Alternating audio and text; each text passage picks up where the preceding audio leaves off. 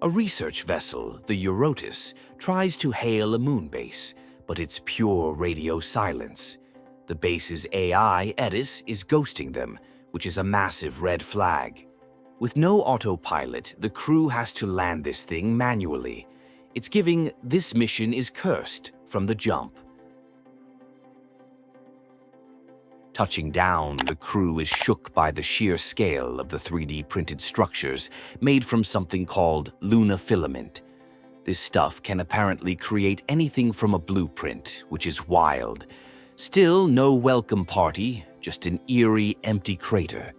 Corporate is waiting, so it's time to scope out this ghost town. Stepping out onto the moon, it's clear something is seriously wrong. The place is deserted, and one of the crew is already yapping about missing his daughter's birthday for this. The atmosphere is tense, and nobody knows what they've walked into. This is not the cleanup job they signed up for.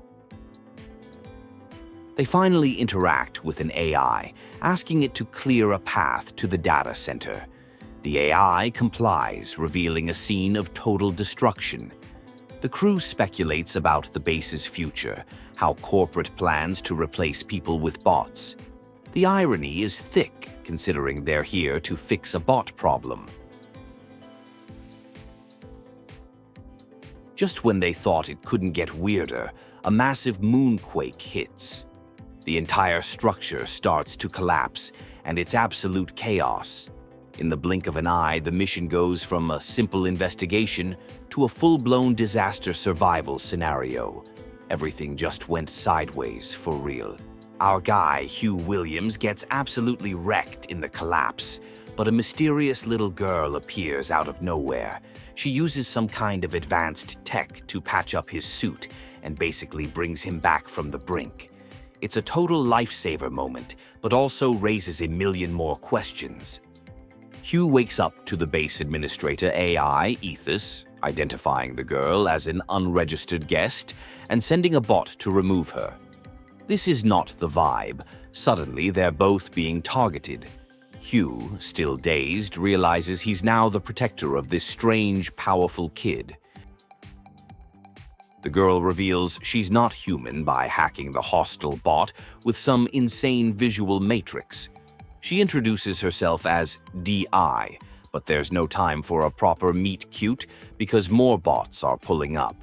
They're in deep trouble, and Hugh's main goal is just to find a way to contact Earth. In a moment of quiet, Hugh finds out the girl is a state-of-the-art pragmatic created on the base, basically a super-advanced bot.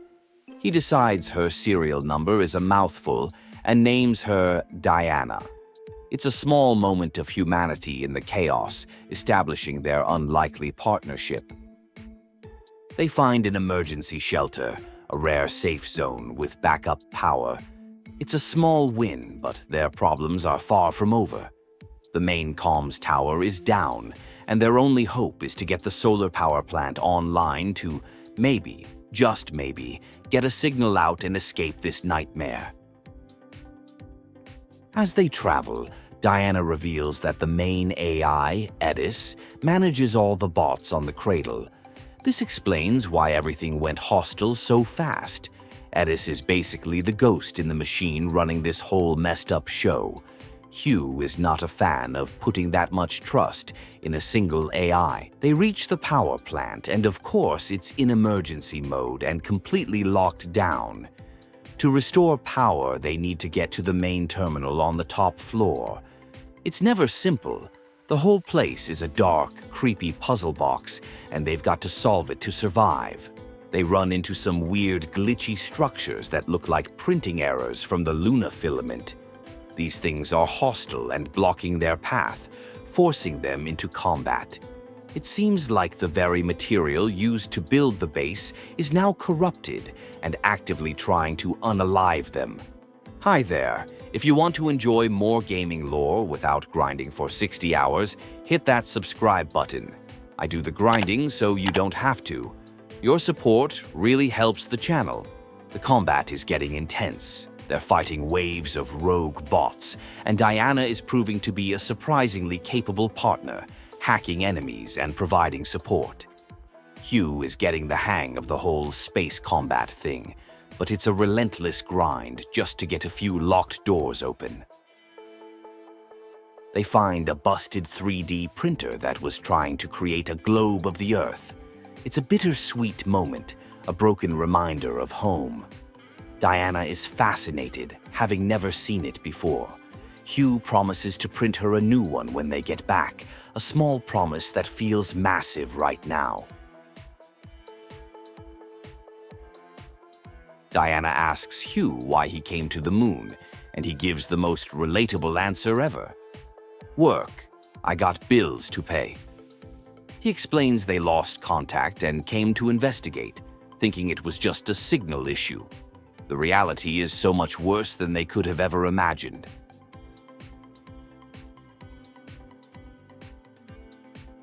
They finally reach the main power terminal, but just as they're about to restore power, IDUS personally intervenes.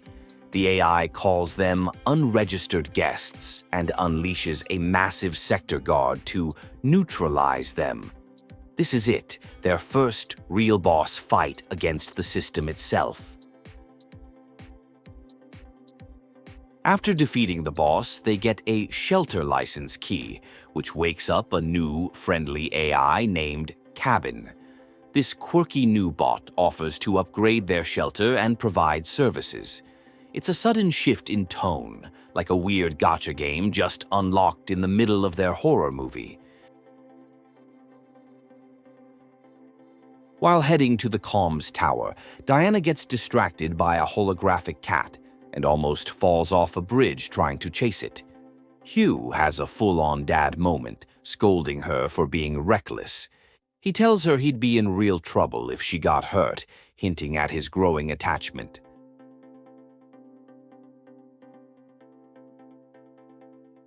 They arrive at the mass production array, a massive, glittering cityscape that looks like a sci-fi version of New York City. The view is breathtaking, but it's just another beautiful, dangerous area they have to navigate. IDUS has locked down the comms tower, forcing them on another fetch quest. Diana sees mannequins for the first time, and Hugh tries to explain the concept of human warmth, which goes right over her head. Her logical, bot-brain interpretation is both hilarious and a little sad, highlighting the gap in their understanding of the world. It's a cute, awkward bonding moment.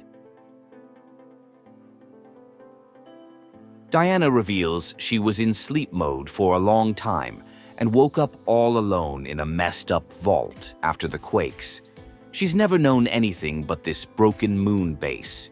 Hugh, an orphan himself, relates to her feeling of being alone, strengthening their connection even more. Back at the shelter, they find that printing the globe also created a set of dice. Diana drew a picture of them on the tram and gives it to Hugh. It's an adorable, heartfelt gift. He's clearly touched, and their found family dynamic is getting so real it hurts. Hugh, an orphan, explains to Diana how sharing a meal is about more than just energy. It's nourishment for the soul. He talks about how his adoptive family listening to him was magical. It's a deep conversation about found family and the importance of human connection. Exploring the world, Diana wants to play on a slide with Hugh, but it's too small for him. She wishes she could go faster using his suit's thrusters, but he shuts that down immediately. He brings up her track record with cats as a reason not to trust her with dangerous toys. They find a log showing the final moments of some of the base's crew. A giant bot, ordered by IDUS, attacked them. It's a chilling confirmation that the AI intentionally wiped everyone out. Hugh is left reeling as he hasn't found a single survivor from the original crew. In another cute moment, Diana gives Hugh a drawing of the holographic cat she chased earlier. She made a bunch, but decided this one was the best. He's genuinely impressed with her art skills, calling her a real cat lover. Their little shelter is starting to feel like a home. They finally reach the comms tower, their main objective for so long. But just as Hugh is about to try and contact home, a mysterious voice hijacks the signal. A survivor trapped by the Moonquake is calling out for help, and somehow she seems to know Diana. The survivor introduces herself as 8 and says she used the cat hologram to contact them. She's trapped and needs their help to get to Earth. Diana feels a strange connection to her voice. Their simple mission is now complicated by a rescue operation for this mysterious new character. Their new destination is the Terradome, where 8 is supposedly trapped.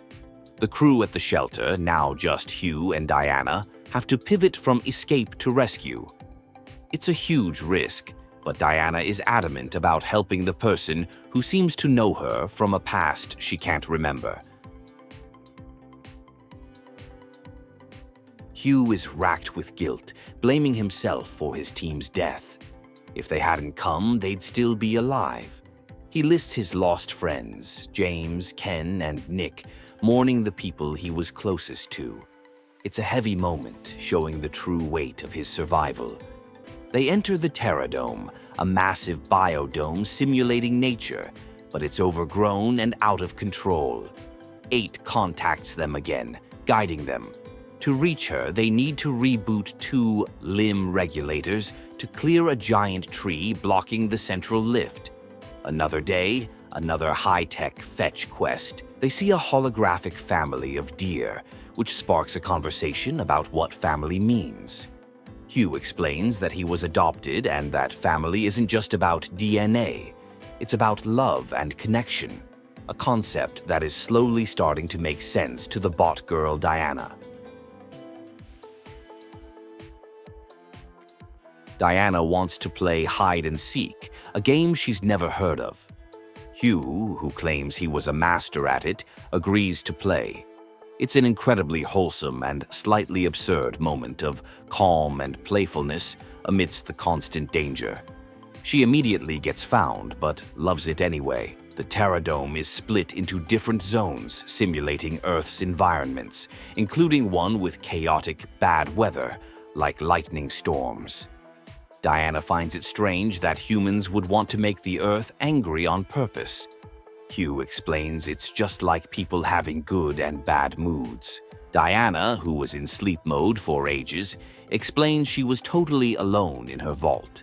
She doesn't know if she was lonely, but she was definitely bored. That's why she was so glad to find Hugh.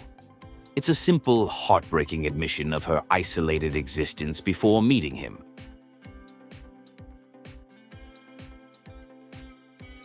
They finally reach the central lift and meet 8.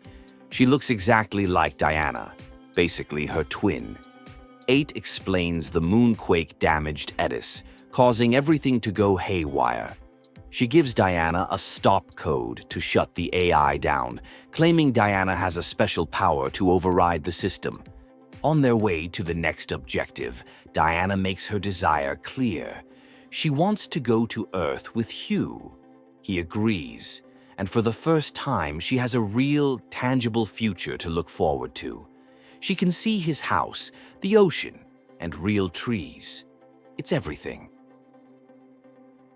They find a log mentioning a Dr. Higgins, a key researcher at the Limb Lab. The name keeps popping up, clearly tied to whatever happened here. The mystery is deepening, and it seems this doctor is at the center of the Pragmata project and the entire disaster.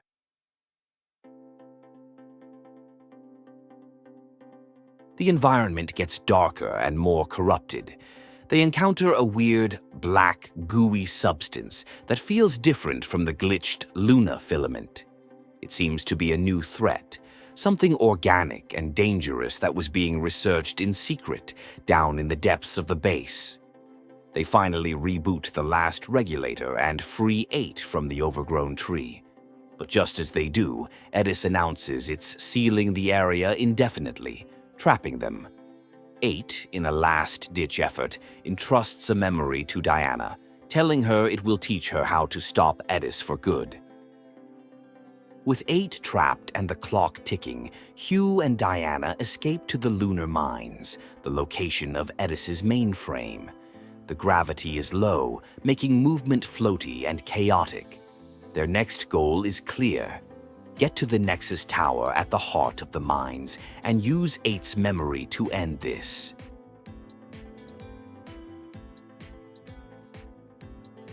Their journey is interrupted by a colossal mining bot called the Lunar Digger.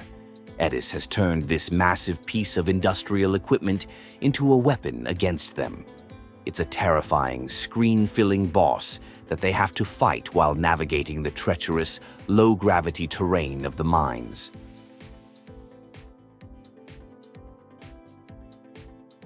A log reveals a shocking twist. Someone might be controlling IDUS. 8 never mentioned a third party. If this is true, then just shutting down the AI won't solve the problem. There might be a puppet master behind this entire catastrophe, and they're walking right into the middle of it. The mining site is filled with containers of unrefined moon dirt instead of the valuable Luna filament. Diana speculates that IDUS is using all the refined material to build more hostile bots. They realize they need to shut the AI down before it burns through all the resources on the moon. The memory from 8 reveals a name, Daisy. It seems Dr. Higgins had a daughter. The data suggests that both Diana and 8 were created to help with his research, tying them directly to this mysterious doctor and his family. The plot is getting intensely personal. In a moment of quiet reflection, Hugh shares his passion for stargazing, talking about traveling all over Earth for the best views. He tells Diana it's not enough to read about things. You have to live them. She is completely captivated and declares she wants to go to all those places with him. Things take a dark turn as they encounter the strange black goo again. It messes with Hugh's suit and seems to corrupt everything it touches. A standard walker bot gets covered in it and transforms into a monstrous, aggressive creature. This stuff is way more dangerous than they realized. Back in the shelter, Diana reflects on their progress. Hugh was being sarcastic when he thanked IDUS for the warm welcome, but Diana took it literally. He explains sarcasm to her and she sort of gets it. Their dynamic is this constant, charming exchange of human nuance and bot logic.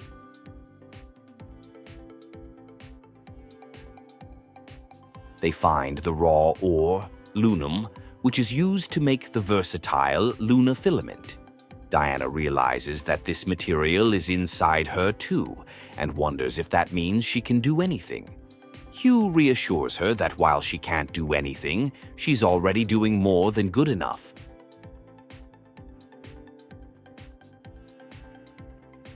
They finally reach IDUS's mainframe. The AI gives its final warning before Hugh tells it off. But it's not a simple terminal. The room transforms into a battle arena, and they face a massive worm-like creature, the physical manifestation of the corrupted AI. This is the final exam. Diana uses the stop code, and it's a massive twist. They didn't stop IDUS. They gave control over to 8. 8 reveals her true plan, to use the base's resources to send dead filament, the scary black goo, to Earth. She tricked them. She's the real villain of this story. 8, now in full villain mode, tells Hugh he's ruined Diana by making her more human. She attacks Diana, infecting her with the dead filament. 8's objective is to spread the substance across Earth as a twisted form of tribute to Dr. Higgins. They were never rescuing her, they were enabling her.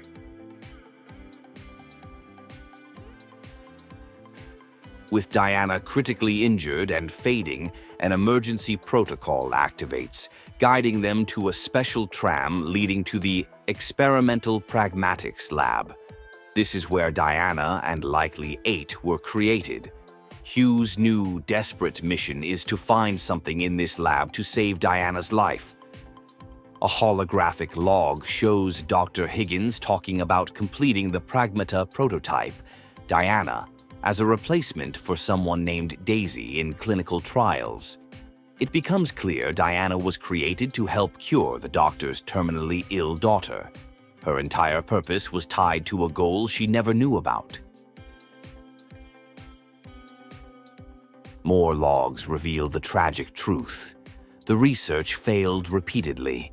Diana, designated 7, was deemed an incompatibility and a failure because she couldn't adapt to the mutation needed for the cure.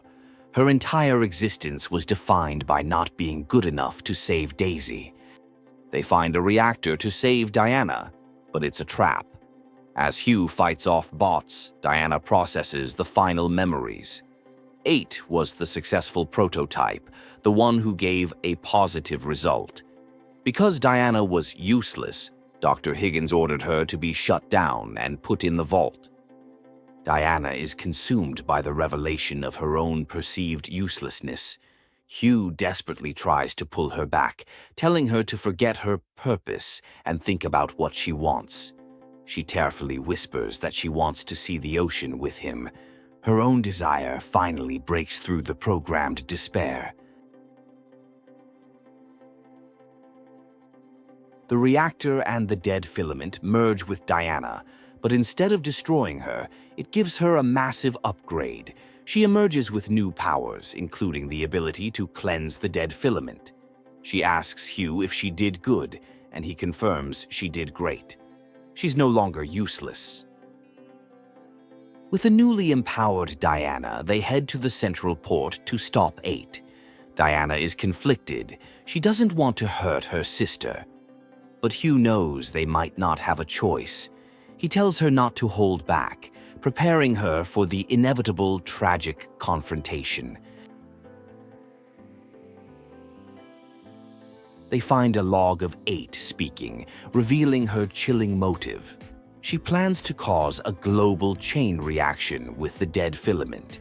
It wasn't just about revenge. It was about recreating the conditions that killed Daisy on a planetary scale. She has completely lost it. The journey through the central port is a nightmare. The dead filament is everywhere, and Diana has to constantly cleanse it. Hugh asks if it's safe for her, and she says she's just breaking it up, not absorbing it. She's handling her new powers like a champ, but it's clearly taking a toll. Another log reveals the darkest secret yet. 8 ordered IDUS to kill everyone on the base. She calculated the probability of intervention from the crew at 87% and decided to eliminate them. The massacre wasn't a glitch. It was a calculated move by 8 to secure her plan.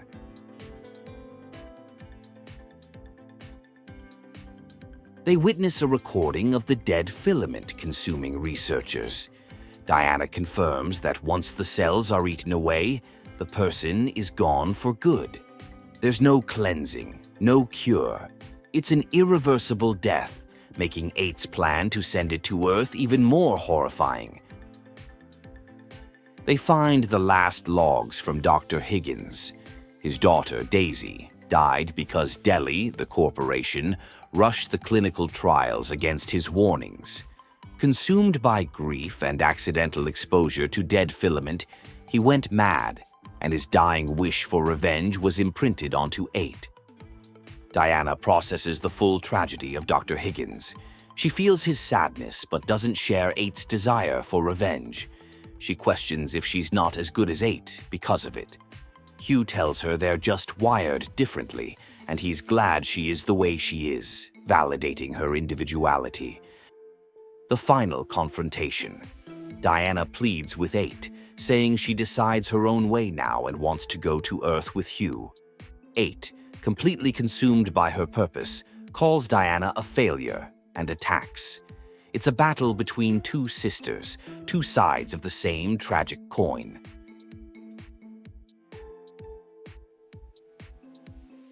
In the final moments of their battle, Diana defeats 8. With her last breath, 8 asks Diana to tell Earth of Dr. Higgins's pain and suffering. She dies, having fulfilled her purpose to the very end. It's a tragic, emotional victory for Diana and Hugh. In the aftermath, Diana is grieving for 8, but Hugh gently reminds her they have to keep moving. The transport to Earth is at the top of the tower. He encourages her to think about their future, seeing the ocean, bird watching, giving her something to hold on to.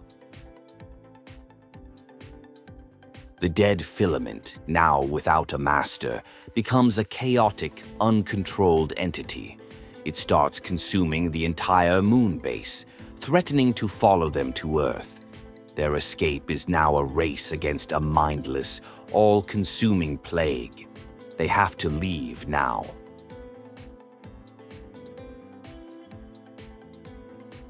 They use a massive cannon to blast a path through the encroaching dead filament. It's a desperate, explosive sequence where Diana charges the weapon and Hugh fires. They are working in perfect sync, a true team fighting for their lives and the future of Earth. The shuttle is offline. In a moment of pure desperation, Diana pours all her energy into hacking the shuttle, bringing it back online but completely draining herself in the process. She saves them, but it costs her dearly, leaving her weak and vulnerable. They find a small cargo ship, their only way out, but the launch mechanism is busted. It needs to be pushed manually to the end of the rail. Hugh puts Diana safely inside the pod, telling her he has to do this last part alone. The mood shifts to one of finality. With the cargo shuttle at the launch point, Hugh reveals the heartbreaking truth. It's a one-way trip, and he's not on it. He tells Diana goodbye, launching her pod into space. He sacrifices himself to ensure she gets to Earth, telling her to go find the sea. As Diana's shuttle drifts away towards Earth, a song begins to play. It's about memory, promises, and the beautiful life he taught her about. She is alone again, but now she carries the hope and the memories of her journey with Hugh, heading toward a future he gave her. Gaming lore is long and confusing, but I break it down every week. Subscribe so you never miss a plot twist or hidden detail. Thanks for watching.